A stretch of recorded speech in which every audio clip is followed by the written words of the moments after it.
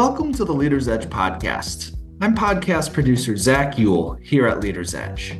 In this episode of our Personal Lines podcast series, Associate Editor Chris Hann interviews Dan Horton, CEO of the Horton Group.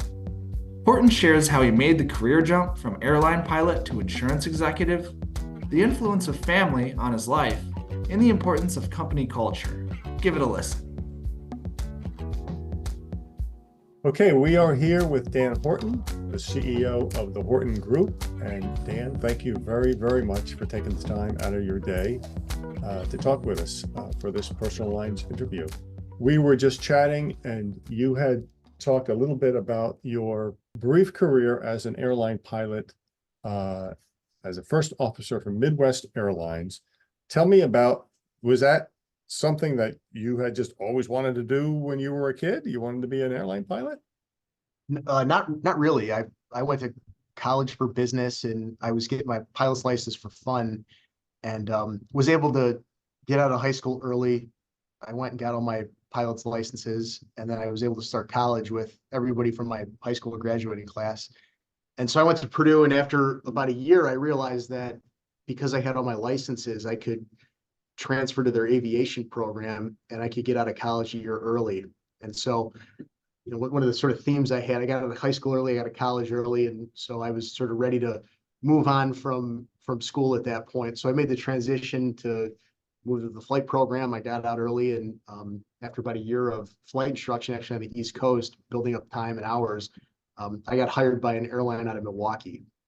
And so that was 3 or 4 years after 9/11, which wasn't a great time to be an airline pilot. We were going to go do a deal and fly for Delta, and Delta realized that they were talking about going to bankruptcy and they had bigger fish to fry than our little regional airline. So sort of the writing was on the wall, and I had an interview to go to Continental Airlines down in Houston. And at the time, Horton had an office in downtown Milwaukee where I was based. And so when I wasn't flying on trips, it was either stay at home with my pilot roommates and play Xbox all day, which wasn't super appealing, or I started to work part-time at the Horton office in Milwaukee. And that was really my first exposure to the insurance business. And so that's how I got my foot in the door. Okay. Well, I want to ask you about that as well, because most of the executives I talked to for this Personal Lines interview say they got into the insurance industry by happenstance, by accident. As a third generation CEO of the Horton Group, that's not quite the case with you. So I'm wondering, was it always assumed that you would follow your father, who had followed his father, who had founded the company more than 50 years ago? No, that's a great question. No, I was fully prepared to be a pilot, and Okay. and I probably shouldn't admit this. I always knew that my family was involved with insurance, but I didn't really know what that meant.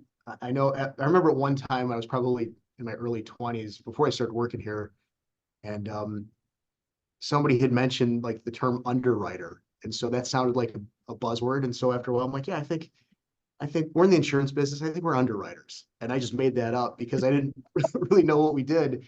But then as I moved over and started to learn the business, I really did eventually figure out what it is we do. But no, to answer your question, it was not a fait accompli that I was going to join the Horton Group and the insurance industry. My grandfather started the firm. He was actually a crane operator for most of his career. And when he retired from that, he ended up starting the Horton Group. He had a brother who was in insurance, and he basically said, if my brother can do it, I can do it. They were a small personal lines agency, and so that's how they formed and merged together. So I don't, and then Glenn, who is our chairman, my dad, he was, for a while, thought he was going to be a lawyer, went to college, did that whole thing. So I guess the common theme with the Hortons is that none of us really thought we would be in the insurance business. It all sort of ended up that way. But I guess fortunately it worked out, and it's been a great business for all those decades. So it sounds like your dad was not lecturing you on the business at the dinner table every night. No, not at all. It actually, in retrospect, worked out well because I went away and did something else, and I didn't come to him with any expectation that I was going to join the business. And I think, in hindsight, that would have been somewhat of an uncomfortable conversation. I think it was good for us and our relationship and my personal development for me to go do something and then find my way back. I do remember having a conversation with him and saying, after I was flying, I said, listen, I think I want to be in the insurance business. I don't think I want to be an airline pilot anymore. And I don't have to work for the Horton Group. I can pretty much go. By that point, I kind of moved around a little bit. And I said, I can, Montana sounds nice. If I go to Montana and be an insurance broker if I want to. I didn't have any ties. And he said, well, basically, you'll learn over time that Horton's a pretty good firm and that, maybe you could just work in Milwaukee and that'd give us some distance. And so that was sort of a good way for me to get, ingratiated into the business then. And I was able to be a producer and build my own book of business. And so it wasn't all planned out at all, but I think in retrospect, it all worked out exactly as it should have. How closely have you worked with your father? I always talk about at Horton, we try to operate with a very familiar culture, but operate with a high degree of governance. We try to operate as much as we can like a public company. And so I do attribute that culture to Glenn and starting that. We have an outside board of directors. We have 6 directors, 5 of them are external independent directors. So I always remind people I have 6 bosses. 5 of them don't work here. One of them is Glenn. And so I think he's done a really good job with perpetuation and sort of handing over the reins, and has been very eyes on, hands off with the business. And, I see that a lot of times in not just insurance agencies, but in all kinds of other businesses where sort of the person that really grew it, that was really sort of recognized as the founder, has a hard time stepping back. And whether that's for me or the rest of our team here at Horton, I think we've struck a really good balance. He's there when I need him for things. He's always thoughtful about observations, but he lets us run the business, and he just keeps an eye on it as a good board chair should. I'm going to back up a little bit. Did you grow up in Chicago or near Chicago? Yeah, I grew up about a half an hour southwest of the city in a suburb called Orland Park. So that's our main headquarters here in Orland. We have an office downtown as well. But yeah, I grew up in the southwest suburbs. I remember growing up, my dad would get up and go to work at 5 o'clock in the morning. He was always an early riser. I think that translated, but he always came home. He was home by 5 or 6 o'clock. We ate dinner as a family. He coached baseball. My mom took care of all of us, and just sort of your traditional suburban family, and that played baseball, went to school, all that kind of stuff. And I don't really, I didn't really know what the business was or anything like that beyond my dad being in insurance. Because as a kid, it was really sort of out of sight, out of mind. I'd come to work with him on Saturday mornings. There was a box of toys when I was a little kid that I'd hang out in the office and play with. And so that was pretty much it. We traveled a lot as a family. None of us like to golf, so that was never a thing for us. We always like to go fishing, so we kind of do that. That was our sort of pastime that I've sort of now handed down to my kids. My son likes it, my daughter not so much, but that was kind of, we traveled to Florida a lot, just across the country. That was kind of who we were. You mentioned mentors earlier, and I want to ask you about that. Are there 1 or 2 or 3 who stand out? Yeah, I've been fortunate to have a few, Glenn being one, our chairman, my dad, and he's always been there and would be at the top of that list. There's been a couple of other ones.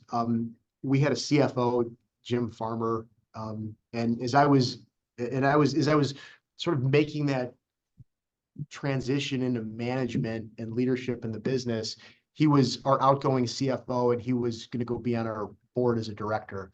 And so he was really helpful, especially when it came to perpetuation and helping me think about the business in a more financial, how do you tie strategy with finance? He was always really good about that. And he was sort of my dad's right-hand guy for a really long time. And so I watched that relationship between them, and Jim was really helpful in my stepping into the role. There was one other person, his name is Rob McIntyre. And so Rob was my first sales manager when I moved to Wisconsin. And I talk about this a lot in the context of, coming to the office, not coming to the office. Had Rob not been there and been the mentor that I had at the time, I probably would have completely flamed out of the insurance business. I would probably be back to flying airplanes. I wouldn't be married. I wouldn't have the kids that I have. And I've told that story in our town hall meetings because I like flexibility of the environment that we're in today. But I'm the first one to tell you that I've had these people in my life, Rob is an example, that have changed the trajectory of my life, and I didn't know it at the time.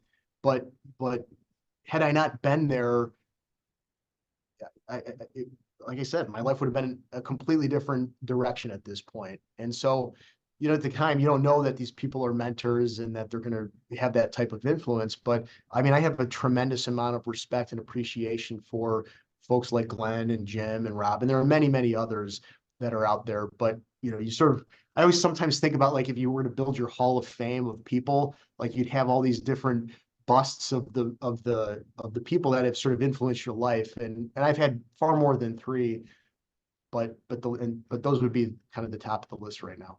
I want to ask you about your transition to CEO. That's obviously a big move under any circumstances, and a little more particular maybe in your situation. As a third generation to lead the company, obviously you were familiar with how the company worked, how things were done. Were there any surprises when you took on the CEO role? Yeah, I get surprised every day. I still continue to be surprised. I think the biggest adjustment was understanding the difference between what it meant to perform, whether it's financially or metrics, whatever you want to say, and then the culture part of the business. And those two things sometimes are they sometimes either work together or they can work against each other. So for example, like, I always had a very clear picture of, what we wanted to do in terms of growing the business, what that meant for our shareholders, what that meant for careers. I mean, I could take a big picture top line number, and I could get down to the level of detail that how many cold calls a brand new producer needed to make to get enough appointments, to write enough business, to hit the growth target. Like that always made really good sense to me. And we talked about trying to grow a better business. To me, it was very obvious. Like, that's just what you have to do. Go do that. And then when I moved into the role of CEO, I realized that, today we have 420 team members, and they all have different priorities, and things are important to them. And, while I may be very clear about what exactly needs to be done, that they may not be that clear on that. And so trying to communicate a vision and get people inspired and drive a culture forward, to me is the former part, the number, is that part's very mechanical. The people part is not mechanical at all. And so how you work through that and how you lead and inspire, and you make mistakes, you have wins, like, it's just those are two very different things that have to work in harmony with each other. And that's the part of the business that I learned is far more challenging to get right than the first part, the mechanics of it. But it's the most important part, because we are a people business. And remember, it's simple business: hire great people, go get really good clients, and take really good care of them. And that has nothing to do with mechanics. That's all it has to do with people. You mentioned culture, and I know businesses and executives and CEOs often like to talk about culture. And maybe you've answered this question already, but how would you describe the Horton culture? Yeah, I say there's two things I care about. I care about people and growth. When I talk about growth, I'm not really talking about top line revenue. I'm talking about growing a better business. I'm talking about growing an employee's career, their income, helping our clients grow, like all things that are good that come with growth. And then people. And as I mentioned, nobody calls their insurance broker with good news. And so you have to have a group of people internally that when somebody calls, you want to treat people the same way that you'd want to be treated if you were calling in a time of despair. Like that's the customer service part of who we are. And so people and growth. And I think if you do those two things well, you can create an organization where people are energized to work together, and that goes for our clients and our team members. The best relationships we have are the ones when your client calls and you're excited to talk to them, or you go out and you see them, you see the teams interacting and hugging the client like that. That's a real energizing place to be. And if we're going to be in the insurance business, which I mentioned before, doesn't always have the reputation as being the most exciting thing. I would tend to disagree. I think that you can create an environment where we're energized and we just happen to be in the insurance business. That's really how I am trying to continue to build the organization into the future. People and growth, and create an energizing work environment. That was Associate Editor Chris Hahn interviewing Dan Horton, CEO of the Horton Group. I hope you enjoyed it. To listen to more of our podcasts by Leaders Edge, go to leadersedge.com or subscribe on Spotify, SoundCloud, or Apple Podcasts.